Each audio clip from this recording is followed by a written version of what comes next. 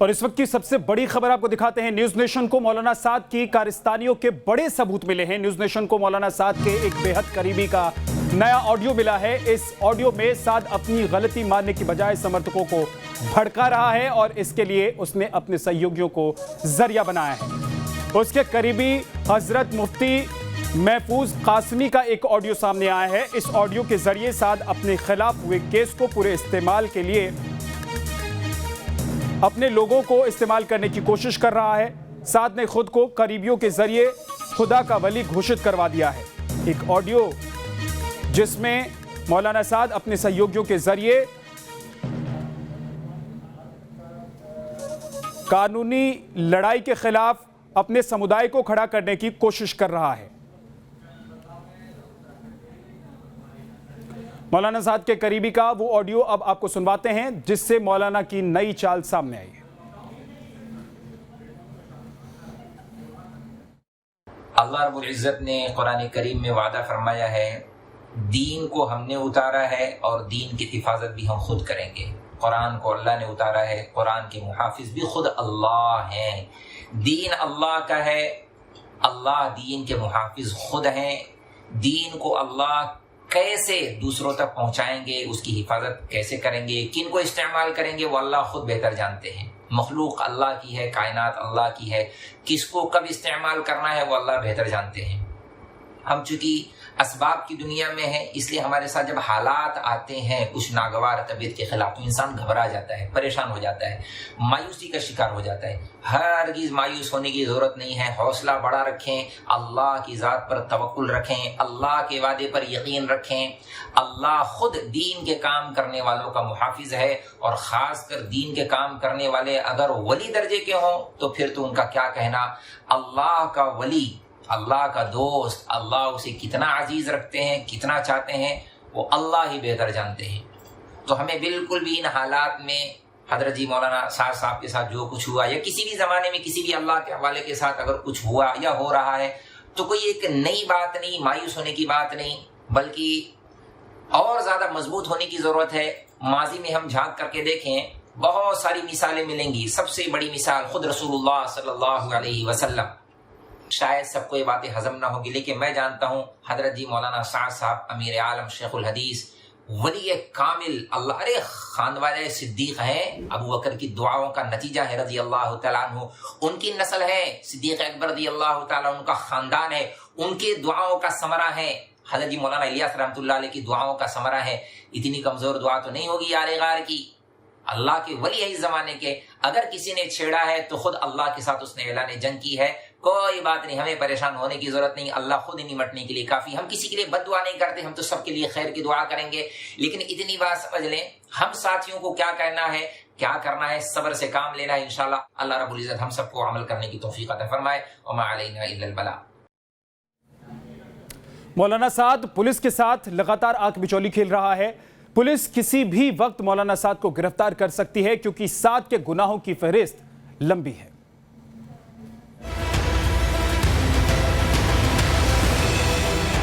निजामुद्दीन तबलीगी मरकज का मुखिया मौलाना साद बीते एक महीने से भी ज्यादा वक्त से फरार है। दिल्ली पुलिस की क्राइम ब्रांच की जांच टीम भी मौलाना साद की तलाश में लगातार छापेमारी कर रही है, लेकिन अभी भी साद पुलिस की पहुंच से दूर है।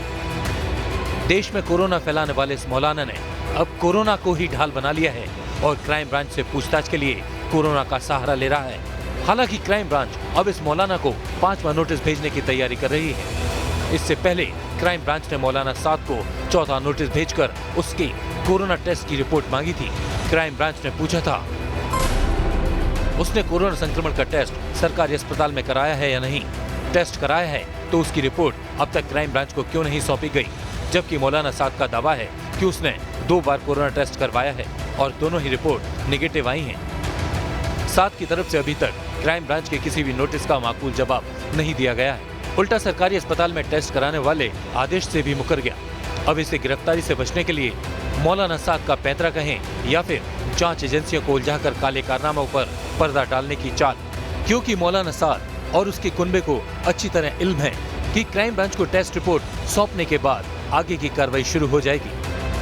मौलाना साद का फर्ज बनता है कि अपने एम्स में कोरोना की जांच कराएं और नेगेटिव पाने के बाद अथॉरिटी के साथ सहयोग करें। अगर वो ऐसा नहीं करेंगे तो ये शक और ज़्यादा पुख्ता होते जाएंगे। हालांकि इस मुकदमे से निपटने के लिए मौलाना साद ने 4 वकीलों की टीम बनाई है, जिनके जरिए वो क्राइम ब्रांच को जवाब भिजवा रहा है। सूत्रों का ये भी कहना है कि मौलाना साद कोर्ट से जमानत लेने की कोशिश में था और इसके लिए वो लॉकडाउन खुलने का इंतजार कर रहा था, लेकिन तीसरी बार लॉकडाउन बढ़ने से उसके नापाक मंसूबों पर पानी फिर गया है। Team news nation. तो देखा आपने पुलिस के नोटिस के बावजूद मौलाना साद कितनी चालें चल रहा है, लेकिन आपको एक बार फिर वो मौलाना साद के करीबी का ऑडियो सुनवाते हैं, जिससे मौलाना की नई चाल सामने आई है, जिसमें वो उसकी तुलना अल्लाह के वली से कर रहा है। अल्लाह रब्बुल इज़्ज़त ने कुरान करीम में वादा फरमाया है, दीन को हमने उतारा है और दीन की हिफाजत भी हम खुद करेंगे। कुरान को अल्लाह ने उतारा है, कुरान के मुहाफिज भी खुद अल्लाह हैं। दीन अल्लाह का है, अल्लाह दीन के मुहाफिज खुद हैं। दीन को अल्लाह कैसे दूसरों तक पहुंचाएंगे, उसकी हिफाजत कैसे करेंगे, किन को इस्तेमाल करेंगे, वो अल्लाह खुद बेहतर जानते हैं। मखलूक अल्लाह की है, कायनात अल्लाह की है, किसको कब इस्तेमाल करना है वो अल्लाह बेहतर जानते हैं। हम चूंकि असबाब की दुनिया में है, इसलिए हमारे साथ जब हालात आते हैं कुछ नागवार तबीयत के खिलाफ, तो इंसान घबरा जाता है, परेशान हो जाता है, मायूसी का शिकार हो जाता है। हरगिज़ मायूस होने की जरूरत नहीं है। हौसला बढ़ा रखें, अल्लाह की ज़ात पर तवक्कुल रखें, अल्लाह के वादे पर यकीन रखें। अल्लाह खुद दीन के काम करने वालों का मुहाफिज है, और ख़ासकर दीन के काम करने वाले अगर वली दर्जे के हों तो फिर तो उनका क्या कहना। अल्लाह का वली, अल्लाह का दोस्त, अल्लाह उसे कितना अजीज रखते हैं, कितना चाहते हैं, वो अल्लाह ही बेहतर जानते हैं। तो हमें बिल्कुल भी इन हालात में हजरत जी मौलाना साद साहब के साथ जो कुछ हुआ, या किसी भी ज़माने में किसी भी अल्लाह के हवाले के साथ अगर कुछ हुआ या हो रहा है, तो कोई एक नई बात नहीं, मायूस होने की बात नहीं, बल्कि और ज़्यादा मजबूत होने की ज़रूरत है। माजी में हम झांक करके देखें, बहुत सारी मिसालें मिलेंगी। सबसे बड़ी मिसाल खुद रसूलुल्लाह सल्लल्लाहु अलैहि वसल्लम। शायद सबको ये बातें हजम ना होगी, लेकिन मैं जानता हूँ हजरत जी मौलाना साद साहब अमीर आलम शेखुल हदीस वली कामिल अल्लाह, अरे खानवाले सिद्दीक हैं, अबू बकर की दुआओं का नतीजा है रज़ी अल्लाह तआला अन्हु, उनकी नस्ल है, सिद्दीक अकबर रज़ी अल्लाह तआला उनका खानदान है, उनके दुआओं का समरा है। हजरत जी मौलाना इलियास रहमतुल्लाह अलैह की दुआओं का समरा है। इतनी कमजोर दुआ तो नहीं होगी यार गार की, अल्लाह के वली है इस जमाने के। अगर किसी ने छेड़ा है तो खुद अल्लाह के साथ उसने ऐलान जंग की है। कोई बात नहीं, हमें परेशान होने की जरूरत नहीं, अल्लाह खुद ही निमटने के लिए काफी। हम किसी के लिए बद्दुआ नहीं करते, हम तो सबके लिए खैर की दुआ करेंगे। लेकिन इतनी बात समझ लें, हम साथियों को क्या कहना है, क्या करना है, सब्र से काम लेना है। इंशाअल्लाह अल्लाह रब्बुल इज्जत हम सबको अमल करने की तौफीक अता फरमाए। वमा अलैना इल्लल बला। लेकिन सवाल उठता है कि आखिर मौलाना साद है कहां, मौलाना साद सामने क्यों नहीं आ रहा है। इस बात की पड़ताल पुलिस भी कर रही है, लेकिन इस बीच एक बड़ा खुलासा हुआ है, वो ये कि जमात से जुड़े लोगों को खाड़ी देशों से पैसा मिलता था। आपको अब मौलाना के सीक्रेट खजाने के उन राजदारों से मिलवाते हैं जो विदेशी फंड से लेकर रुपयों को ठिकाना लगाने का काम करते थे। पुलिस के 4 नोटिस के बावजूद भी सामने न आने वाला मौलाना साद अपने सीक्रेट अड्डे पर बैठकर शायद ये सोच रहा है कि पूछताछ न होने से उसके पापों पर पर्दा पड़ा रहेगा। लेकिन अगर वो ऐसा सोच रहा है तो बिल्कुल गलत है, क्योंकि जांच एजेंसियां इस विलेन की क्राइम कुंडली नॉन स्टॉप खंगाल रही हैं। तबलीगी जमात से जुड़े मौलाना साद के खास लोगों से पूछताछ में नया खुलासा हुआ है, जिससे पता चलता है कि जमात में कई तरह से फंडिंग होती थी। क्राइम ब्रांच की पूछताछ में पता चला है कि अरबों की फंडिंग के जरिए देश विरोधी ताकतों को हवा देने वाला साद बड़ा खिलाड़ी है। विदेशी फंडिंग संभालने में साद का सबसे बड़ा राजदार जावेद है। जावेद मरकज के खाते से रोजाना आने वाले लाखों रुपए को ठिकाने लगाता था। ये पैसे 1 दर्जन से अधिक खातों में टुकड़ों में ट्रांसफर करता था, जिससे किसी को उसके इस खेल का पता नहीं लग सके। खास बात यह है कि रोजाना मोटी रकम आने के बाद अगले 24 से 48 घंटे में सारी रकम खाते से निकाल ली जाती थी। इस रकम को नेट बैंकिंग से 1 दर्जन से अधिक खातों में ट्रांसफर कर दिया जाता था, जिसके बाद बैंक ने इन लोगों को चेतावनी भी दी थी, लेकिन ये ट्रांजैक्शन लगातार जारी रहे। जांच एजेंसी के मुताबिक साद की हर साजिश में उसके परिवार, रिश्तेदार और उसके बेटे शामिल हैं। पैसों का लेन देन भले ही अलग अलग लोग करते थे, लेकिन पैसों वाले खाते का हिसाब मौलाना साद के 3 बेटों के साथ साथ मौलाना साद के भांजे उवैस के पास रहता था। मौलाना साद का बड़ा बेटा मोहम्मद यूसुफ बैंक में पैसों के लेन देन का हिसाब रखता था। ट्रांसफर और लेन देन पर नजर रखने का काम दूसरे बेटे मोहम्मद सईद का था और विदेशी फंडिंग पर नजर रखने का काम तीसरे बेटे मोहम्मद इलियास पर था। इसके अलावा मौलाना के भांजे उवैस पर जमातियों पर नजर रखने का काम था। यानी तमाम तरह के वो अकाउंट्स का इस्तेमाल करता था और फंडिंग अलग अलग तरीके से की जाती थी। विदेशी फंडिंग का मामला भी सामने है और ख़ास तौर पे जिस तरह से ईडी ने जांच बढ़ाई और ख़ास इसके साथ में आयकर विभाग ने जांच की, उसमें ये साफ तौर पे निकल के अब आ रहा है। जो सूत्र बता रहे हैं उसमें विदेशी फंडिंग से लेकर के जो मरकज़ की कमाई थी, जो विदेशी फंडिंग थी, उसमें काफ़ी ज़्यादा पैसा इकट्ठा करके एक दूसरे ट्रांसफ़र में भेजा जाता था। यानी मरकज के नाम पर काली कमाई के इस खेल में मौलाना साद के राजदार उसके तीनों बेटे और भांजा ही हैं। इसके अलावा निजामुद्दीन मरकज में मौलाना साद के 2 और करीबी थे। अब जरा उस मरकज की उस कमाई के बारे में भी जान लीजिए जिस पर लगातार सवाल खड़े हो रहे हैं। मौलाना साद का सबसे भरोसेमंद हाजी मोहम्मद यूनुस बताया जा रहा है, जो मुस्तफाबाद का रहने वाला है। यही मरकज का केयर टेकर भी है।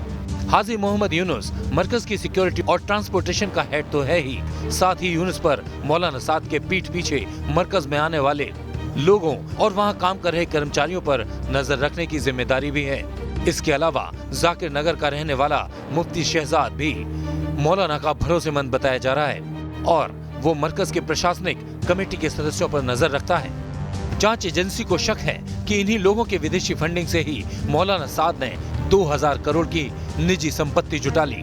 रिपोर्ट के मुताबिक मरकज को श्रीलंका, यूएई, सऊदी अरब, Nepal, South Africa, England, Tanzania, Malaysia, Thailand और कतर जैसे देशों से विदेशी फंडिंग होती थी। फिलहाल जांच एजेंसियां मौलाना साद के काले खजाने से जुड़े हर सबूत की बारीकी से पड़ताल कर रही है और मरकज की आड़ में उसकी काली कमाई की तह तक पहुंच भी रही है। Team news nation. इस बीच आज न्यूज नेशन ने एक और बड़ा खुलासा किया, वो ये कि मौलाना साद की भड़काऊ वेबसाइट का पता चला। वेबसाइट पर पोस्ट करता था वो भड़काऊ वीडियो। delhimarkaz.com के नाम से इस वेबसाइट को चलाया जा रहा था। क्राइम ब्रांच की जांच में इस बात का खुलासा हुआ है। क्राइम ब्रांच ने मौलाना साद को नोटिस भी भेजा है। इस बाबत मौलाना साद से वेबसाइट के बारे में पूरी जानकारी मांगी गई है। नोटिस भेजकर पता चला है कि ये वही वेबसाइट है जिसके जरिए मौलाना साद वीडियो बनाता था और ये भड़काऊ वीडियो पोस्ट किए जाते थे इसी वेबसाइट पर। इसी वेबसाइट के जरिए लोगों तक ये वीडियो पहुंचता था। क्राइम ब्रांच को जब इस वेबसाइट के बारे में पता चला तो क्राइम ब्रांच ने इसकी पड़ताल की और अब मौलाना साद को इस वेबसाइट को लेकर नोटिस भेजा गया है अलग से और उसमें जवाब मांगा गया है, जानकारी मांगी गई है कि आखिर ये वेबसाइट किस तरह के कंटेंट पर काम करता था और मौलाना साद इसका इस्तेमाल किन कामों के लिए और किस तरह की बातों को अपने वीडियोस या अपने मंशे को पहुंचाने के लिए करता था।